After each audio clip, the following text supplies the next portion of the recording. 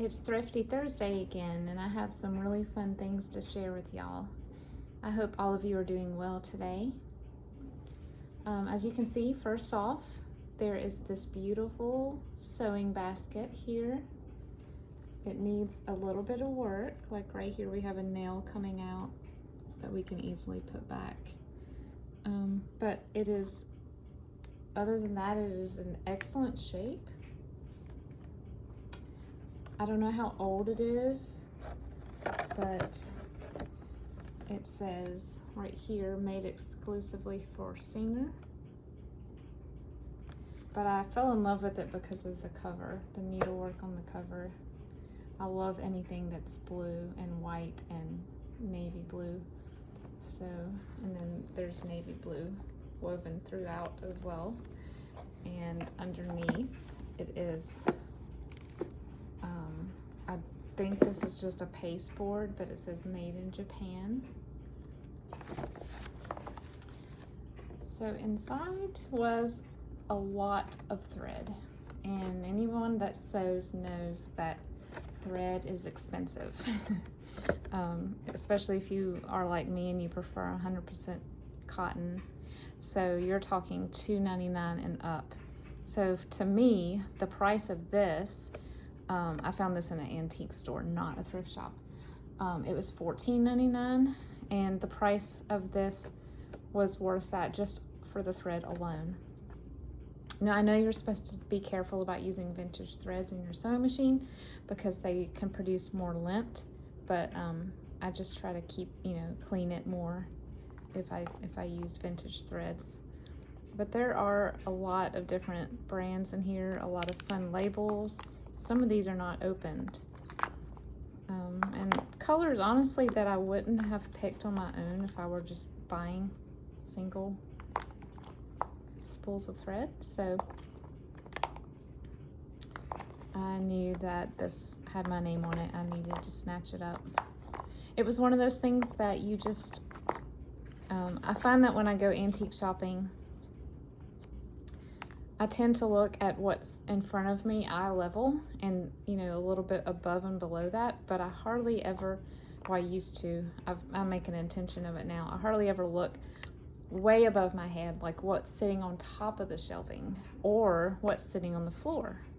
And this little gem was sitting on the floor, kind of like underneath a shelf, but I saw it peeking out. So there's some wooden ones down in here too. So yes, this is probably one of my most favorite finds. I don't know what it is about this case. I don't know what it smells like to my cats, but ever since I've brought this home, we have 2 indoor cats, and they have been like rubbing all over it. I don't know. They like it for some reason, but they're not messing it up or anything, but they're just coming up to it and just, loving the corners of this sewing box. Also, in the same antique shop, I found this stack of recipe cards, rubber banded together. Now, this is not the Betty Crocker set. That's one of the ones that I have my eye on, but I really don't want the box that it comes in, and I don't want to pay the shipping price that the box, makes you pay because of the weight. I really just want the cards, as most junk journalers do. So a lot of these are the category cards, but there are recipes in here as well. So these, I believe, were $4 for this stack. So I grabbed these. Yep. They are McCall's Magazine.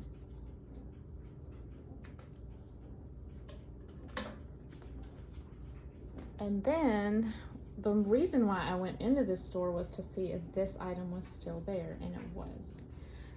I saw this in there probably a month ago and thought that the price was a little steep, so I left it, and then thought about these little cards for a month. And when that happens, I know I need to go back and get it. So this is a stack of Missed You at Sunday School cards. Now, there are a few cards in here that are not for that, there are cards like happy birthday from your Sunday school teacher and things like that. But for the most part, they're we missed you cards. And they're postcards, they're not used. They look to be possibly some of them designed in the 40s, but they look mostly to be printed in the 50s, maybe early 60s. But yes, I love these so much. I remember getting these in the mail. I'm not that old, but in Baptist churches, Sunday school or the Baptist bookstores were still selling these, especially for children. And if I missed a couple of weeks of Sunday school for vacation or whatever, I knew that I was going to get a postcard. But it just, I'll flip through so you can see some of the designs. The typography alone is amazing.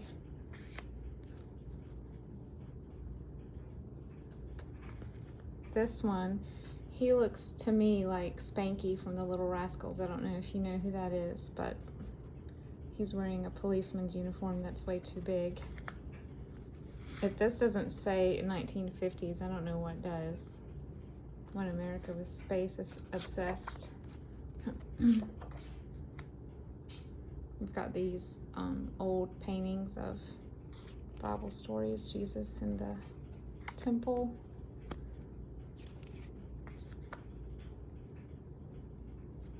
The colors are just so bright and cheerful too.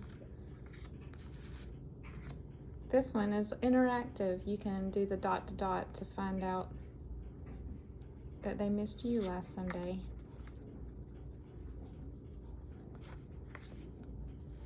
Some of them are textured, like a linen texture, and some are not. This is a cute one. This is like a Sunday school completion card. I have a lot of that one. Reserved chair.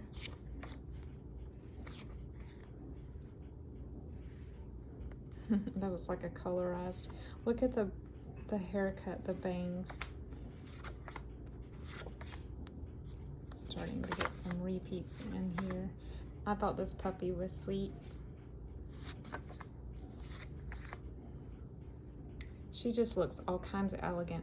She looks like a pastor's wife.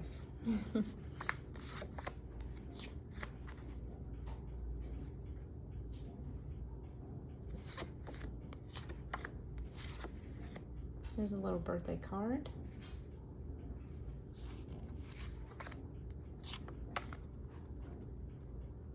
Well, we know this is before 1948 because it was still called Palestine.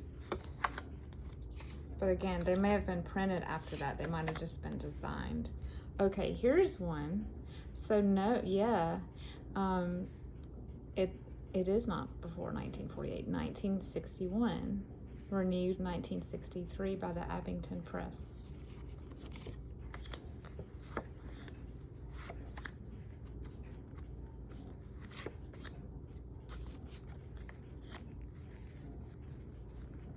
I'm actually doing a custom journal with a little bit of a circus theme, and so I pulled one of these out to use there. I did get one of these. I remember this as a child. I got one with a mirror on it. I thought that was clever.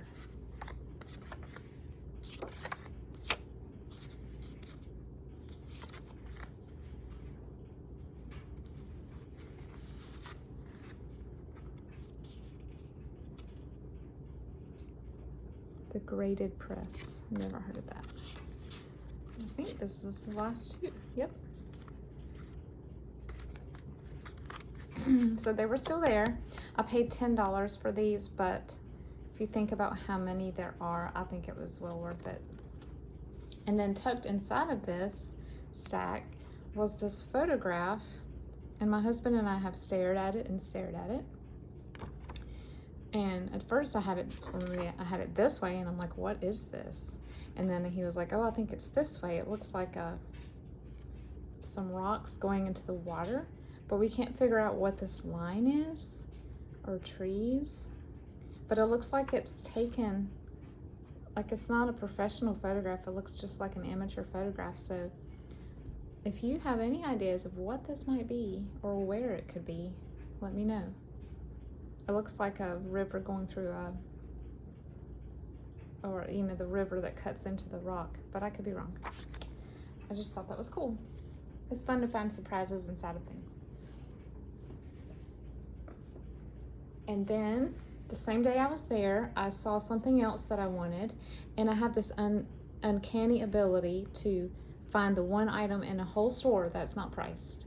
And that happened that day. So I went up to the register and she texted the booth owner and she gave me a price for this, and it was $5. And I was like, I'd already told myself if it was 4 or less, I would get it. And when she said 5, I said, no, thank you. And she put it back. But I thought about this item for the next not even that long, probably 6 hours. And so I called them right before they closed and said, I changed my mind. Can I please get it? Can you put my name on it? And I'll be back tomorrow. And they did. So this is, you know, these little Bible promise cards are everywhere, but I had never seen one that had Billy Graham's Evangelistic Association on it. And it's just a little plastic box, and they look like they're all here and they've never been taken out of order. But it's just little tiny scripture promise cards in different colors. Make sure that's focusing for you. And there's one on each side. They're pretty thick, but I love them so much, and they're fun to tuck into journals and envelopes or small pockets. So, and then here, I think the white cards are just things that you can pray for specifically. So yes, I am so happy that they held this for me so I could grab it the next day. Let me know if you've ever done that. Has there been an item that you wish that you could have gotten or you regret not getting, and you were able to call the place or just luckily go in and it was still there? I would love to know. And I did get this book here as well. I forgot about this. This is just a little basic reader, probably from the 70s. And it is not a lot of pictures, but the ones that were in here are cute. And I just watched last week Joanna, or I think it's Johanna Clough or Clough. I'm not sure how to say her last name. She's on YouTube. I believe she lives in Australia. She just did a video on how to make flip downs using book illustrations. Like you would hinge this bottom part, bolster it to cardstock, and then flip it down so you'll have a journaling spot behind it. And I just saw these images and was like, you know, some of these would be perfect for that. So I went ahead and grabbed it. It was only $1, so how could I not? And of course the book itself, with such a very simple but unique title, I thought would make a cute junk journal on its own. So also on Saturday, my husband and I got up early and went yard sailing, and I found a few things household wise. I'm not going to show all of those to you. I just pulled out the things for junk journaling, but it was one of those days where you just keep finding things that are just exactly what you've been looking for. So that was great. And then at one of the yard sales near the end of the day, I found this little book by Thornton Burgess. I used to read these stories to my children when they were very little, when they were just getting started in homeschooling, because they were on the recommended reading list for almost every homeschooling curriculum. And they're really cute and really adorable and hilarious stories. So I got this for the pictures, of course, but also to make a journal out of. But his little animals that he brings to life are cute, and I had never heard of this one, the porcupine. And then on our way somewhere else, when we thought we were done yard selling, we just stopped into this neighborhood sale, and I found 3 treasures. Number 1 is one of these fold out rulers, and I don't know why, but I have wanted one of these for so long. I don't think it's wooden, I think it's plastic, and it's made by Rigid Tools, which I don't even know how old this company is, but yeah, I mean, I've been wanting one for so long. And I had this in my hand with, let's see, this item. And I said, how much? Because nothing was priced. And she said $2 for both. So, of course, I had to have it. Now, I'm not going to show the front of this because it has a lady's name who may or may not still be living. But I'll start in the back here. This is a bank stationery book, or I guess it would be like a check register. Not many pages. The last few are unmarked. But then she has her expenses and her deposits for 3 or 4 years in the early 60s. And I just thought that was so neat. Hand stitched in, oh, not hand stitched, but stitched in the middle.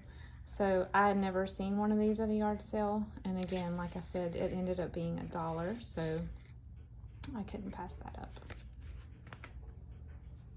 And then on the way back to my car, I saw that something was sort of hidden underneath that same area where I was looking. So I pulled it out and looked at it. And I threw this in as well for another $1. Now, I meant to do research on this before I came on the video today, and I forgot. But it does have a date, 1933, Kellogg Company. This looks like one of the first, or the first, Snap, Crackle, Pop. I'm not sure, but I know they didn't look like this when I was growing up, or even when my mom was growing up, because my grandma had a toy drawer, and inside of it she had a couple of the little wooden Snap, Crackle, and Pop figures for us to play with that she had ordered when my mom and her siblings were little, and they don't look anything like this. So it's just this is just an envelope. Maybe it was one of those excuse me, one of those, you know, send in the box tops and get this prize or something. But it's been cut open on the end. And then inside are these little, they look like they fold so they'll stand up. They're little images of each one. Now look at this, he's dressed like a soldier. So again, I don't know the story behind the original Snap, Crackle, and Pop, but I will be researching it. And then if you'll notice, some of them have color. So these evidently came with the brush. I think I feel it in here. And you could water the brush, and it's like a paint by number, a very early paint by number. And so the one on the bottom here has been painted, and it is beautiful. It looks like one of those hand-touched black and white photographs that people did. It's just like perfectly shaded and everything. I love this. I don't know that I'm going to be brave enough to do the same to the others. But again, if nothing else, just for a conversation piece, I had to get this. So I would love to know your history behind cereal characters. I know we probably all had a favorite. I used to love Tony the Tiger as well. But yeah, Snap, Crackle, and Pop. Evidently they've gone through quite the transformation through the years. They almost look like elves here, and there's a little microphone. So yeah, I thought that was so unique. And of course, bonus, inside were 4 green stamps. So I'm excited about this find. And then the last thing I want to show you is not a thrift find or anything, but my mom makes quilts, and she gives me all of her cast-offs. And so she recently bought some fabrics, including some to make a quilt for her best friend, who is used to be a librarian for school. And so she gave me the leftovers, and they are here. This one is a gorgeous printed fabric with the covers of books, you know, famous fairy tales, and some I've never heard of, but beautiful. I thought that was so lovely. Arabian Nights, the red fairy book. I know my daughter has read the blue fairy book, and I remember reading the orange and purple fairy book. Those are very old. You should look those up if you have not seen those. And then we have some Dr. Seuss alphabet fabric. if I don't use the fabric itself as a whole, you can always cut around these and then stitch these onto journaling cards. That's another idea of how to use printed fabric. And then we have seed packet type designs. I'm going to be making a strawberry journal, I hope this summer. So I'll be using this, and then of course we have lemons and carrots and apples. And I think I see grapes, yep. And peppers, green beans or peas, I can't tell. So yeah, love these. And then these aren't from quilting, these are just from projects she had, but she knows I love vintage anything. So she found these at Joann's recently. These are just a bunch of sewing notions. And I'm sure a lot of you have seen the Vintage Simplicity fabric. Beautiful, I love it. And again, you can cut around these and use these as embellishments. And then these are just scans and prints of vintage pattern fronts from Simplicity. So yes, thanks Mom. And thank you for joining me today, everybody, and seeing what I found at thrift stores, antique stores, yard sales, and my mom's house. I hope you guys have a wonderful weekend. Talk to you soon. Bye-bye.